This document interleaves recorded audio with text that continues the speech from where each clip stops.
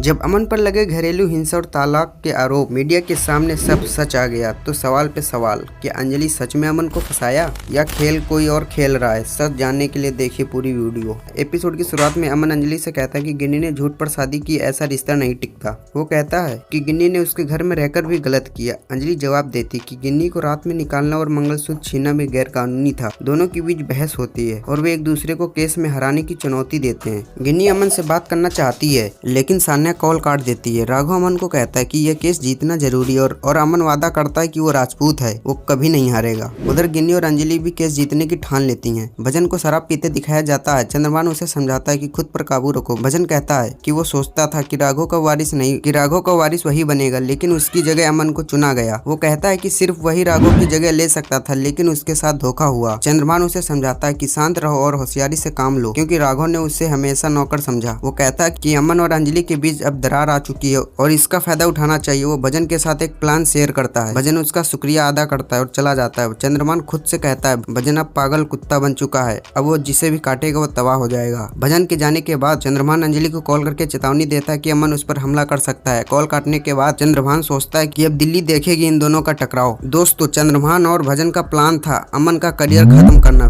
फिर भजन अपने आदमी से पूछता है कि सब तैयार है। आदमी कहता है कि हाँ, प्रेस भी बुला ली गई है, प्लान शुरू करो। मीडिया अमन से सवाल करती कि क्या गिन्नी के साथ घरेलू हिंसा हुई? अभय सब इनकार करता है। रिपोर्टर आरोप लगाते हैं कि अंजलि और गिन्नी को जान से मारने की धमकी दी गई थी। अमन गुस्से में पूछता है कि ये झूठ किसने फैलाया? एक रिपोर्टर कहता है कि ये सब अंजलि ने कहा और वो अब तलाक लेने वाली भी है। अमन इसे झूठ बताता है और एक रिपोर्टर पूछता है कि अगर सब झूठ है तो फिर अपनी ही बीवी के खिलाफ केस क्यों लड़ रहे हो? राघव अमन से कहता है कि अब सच बोलो, गिन्नी ने हमें फंसाया है। अभय कहता है कि उसने कभी गिन्नी से शादी नहीं की। एक रिपोर्टर उसे झूठ कहता है। अमन एक तरफ जाकर अंजलि को कॉल करता है और पूछता है कि उसने सब कुछ मीडिया को क्यों बताया और पूरे परिवार की इज्जत दांव पर क्यों लगा दी, ये कहकर कि उसे धमकाया गया और तलाक लेने जा रही है। हाँ तो गाइज, आप लोग समझ गए होंगे कि अमन को अंजलि ने नहीं बल्कि भजन ने फंसाया है। अगले एपिसोड में दिखाया जाता है कि अमन और अंजलि की बहस होती है। भजन अमन को रोता हुआ देखता है और सोचता है अब अंजलि पर वार होगा और अमन का वकील वाला करियर खत्म।